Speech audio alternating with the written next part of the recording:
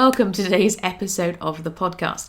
This is the Heaven and Hell podcast. We are recording live here every weekday morning. That reminds me, quick housekeeping announcement. From next Monday for June, we are doing an experiment.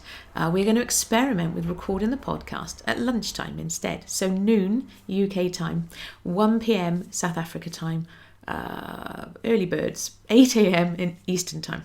Just an experiment to see what that looks like. I know that means, Angela, that you won't be able to have your morning coffee, but you can have a lunchtime coffee instead. Like I say, if it doesn't work, then we will just try it at a different time, or back to the normal time in July. But you know me, life is about experimenting, playing, having fun, and so let's see how that goes. Today's episode of the podcast is not the episode that I thought I would be recording. As I drifted off to sleep last night, I had like a 3-point podcast episode sorted in my head. I woke up this morning, it's vanished, completely gone. So I said to Holy Spirit, what's the episode for today? He said, it's not the one that you had last night. I said, okay, well, I don't remember what it was last night anyway, so if you want me to do that one another day, you're going to have to remind me. I seem to remember it's quite a good one, so hopefully he will. Today instead, though, we are focusing on those times when life feels frustrating. In particular, when we come into contact with frustrating things or people or situations. So the context for this, one of the things that God's been niggling me about for about a week or 10 days now, is sharing. Some of you might remember for a very short time, we had the Sam Says short podcast episodes. And they went to IGTV, I think, if I remember correctly. Well, God was niggling me and suggesting that they could go on TikTok. Now, I do have a TikTok account. I have not recorded a video on TikTok or shared a video since about last April when I had my lockdown hair. Just going to say. So if you want to laugh, go and see that. But I was on there this morning quite early, having a little look to see, what do they use hashtags? What does it look like? And I found myself really frustrated by some of the Christian stuff that was there. It was really negative and didn't feel very loving. And I was like, oh.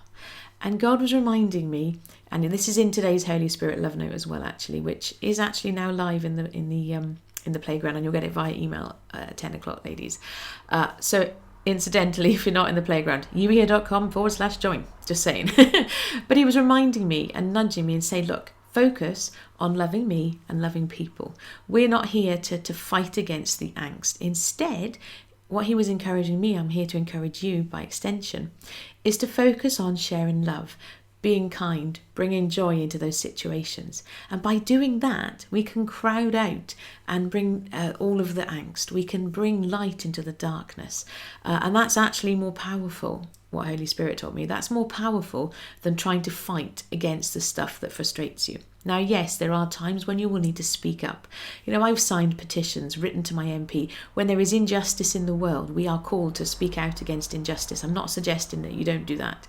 What I'm really talking about is, for example, when you see a video on Facebook where somebody is bashing something or going off on one and it winds you up and you're so tempted to go on the keyboard and be a keyboard warrior and tell them why they're wrong.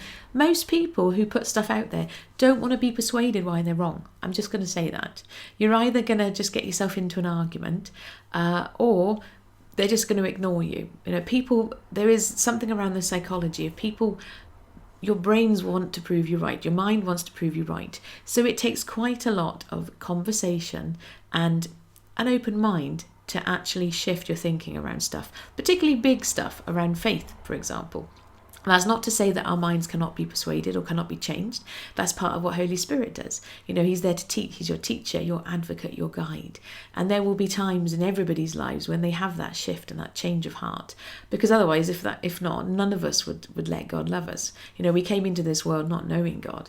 But my reminder and my encouragement for you today is that you do not need to be a keyboard warrior and get yourself into those situations where you're quarreling with people. Instead, ask God what it looks like for you to show love in those situations, either by showing love to that person directly or being there and pouring love out into the world within the context of where you're at today instead. We don't have to be fighting against the angst. There's a nice quote that I often slaughter. I think it's by a guy called Buckminster Fuller, I think, said this. That's a very strange name.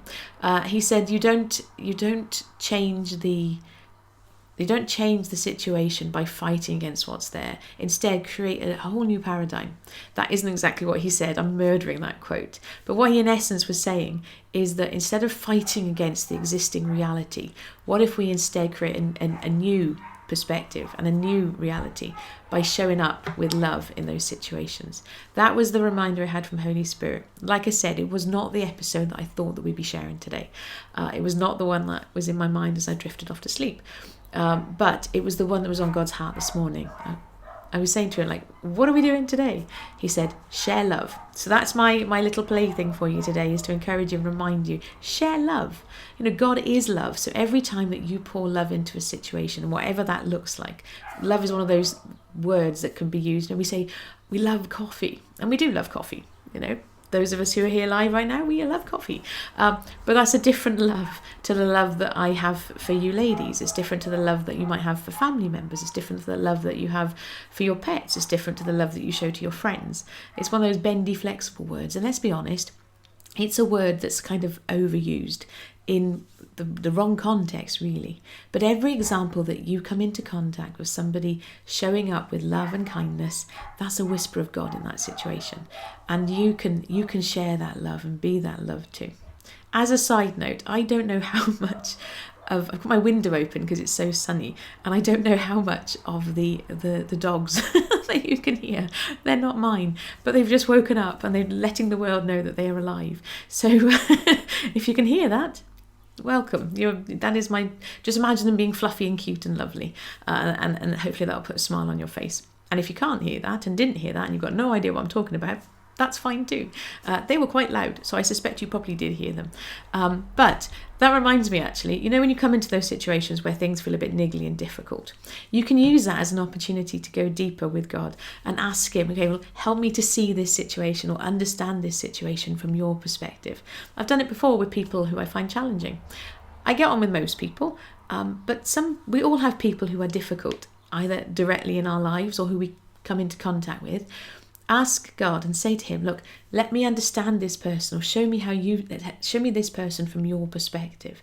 It really does shift things a lot. That's not to say that it's like a magic cure. If someone hurts you, I'm not suggesting that you should just ask God to see that person from their perspective and then let them carry on hurting you. That's not what I'm advocating.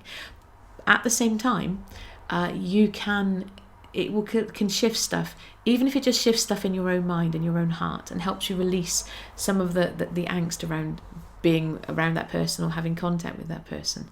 We do have the ability to grow and learn and develop, and that too is part of what Holy Spirit does. So if you have a frustration or a niggle, ask God to help you. This is not about willpowering your way into loving people and loving situations. All of it is God helping you. And how does God help you? That's the work of Holy Spirit, or Sam, as I like to call him. So that's our little episode for today. That reminder that you are here to pour love into those situations. And God is then equally pouring love back into you. You're going to come into contact with people today who will demonstrate love to you too. It's not like a one-way street. I'm not suggesting you pour out all the time. You can receive that love too as well. So I hope this has been some encouragement to you. As a reminder, like I say, next week we're going to be here from noon. But for the rest of this week, we will be here live on Facebook at 9 a.m. UK time, 10 a.m. in South Africa. And if you'd like to come and join us in the playground, youhere.com/join is where you can do that. In the meantime, thank you for being here. I shall catch up with you tomorrow. Take care. Bye-bye.